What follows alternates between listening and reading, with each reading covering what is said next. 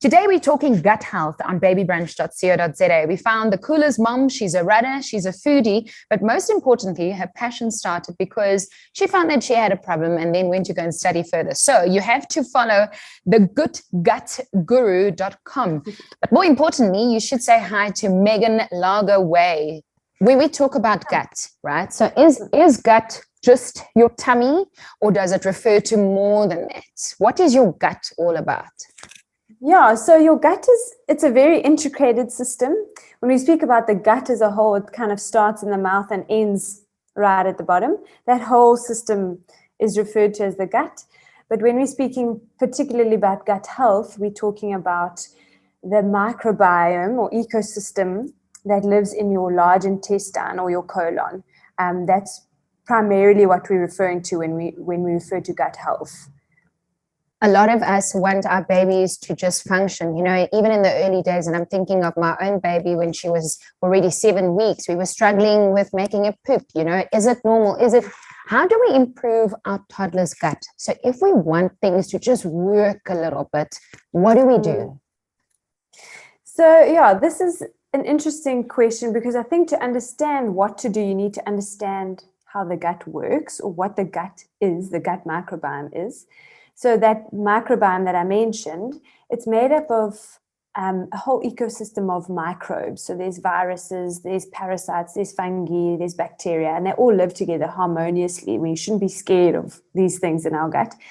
But there's these bacteria that produce all sorts of lovely things when they're working properly. So they help with nutrient absorption, they help your body detox, so they support the liver, they train the immune system. So when you see, well, maybe we'll get onto that just now, immune system and gut health are very closely linked, immunity. So these bacteria feed off of a certain type of food. You're not going to be able to function properly if you're not fueled properly, and the same goes for our bacteria in our gut. And these bacteria eat plant fiber that is found in plant-based foods. So you need to be fueling them properly in order for them to be able to protect and make your body work like it's supposed to. I mean, gut health for me is the center of all health. So when you are feeding your gut bacteria the right amounts of food and the appropriate food, then you see the rest kind of fall into place.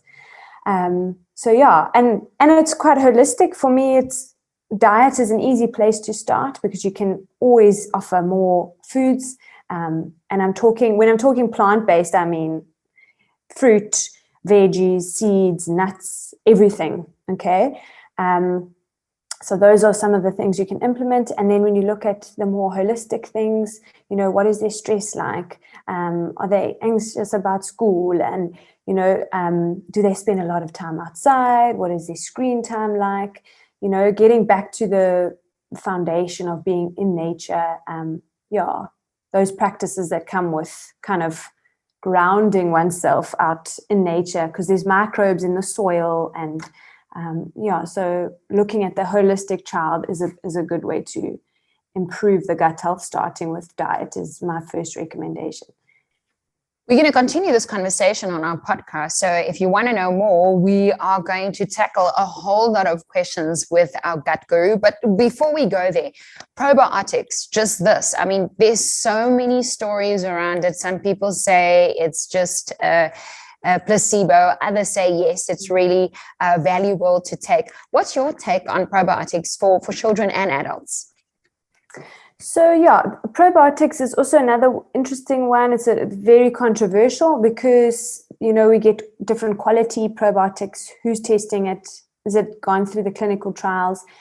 If you were a completely healthy human being, healthy toddler, not getting sick, no issues, I wouldn't recommend putting a healthy child on probiotics. Then I would focus on fermented foods like yogurts, but the good quality, and then sauerkraut, kimchi, all those things that toddlers might not like, but good to try and implement those.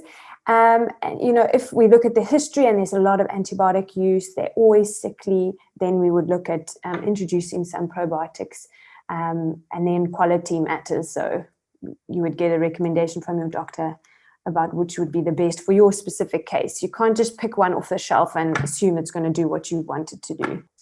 Well, this conversation will continue on our podcast on babybrunch.co.za. Also follow us, Baby Brunch SA, but important, follow thegoodgutguru.com because she's really cool. Her name is Megan and she's part of our podcast live right now.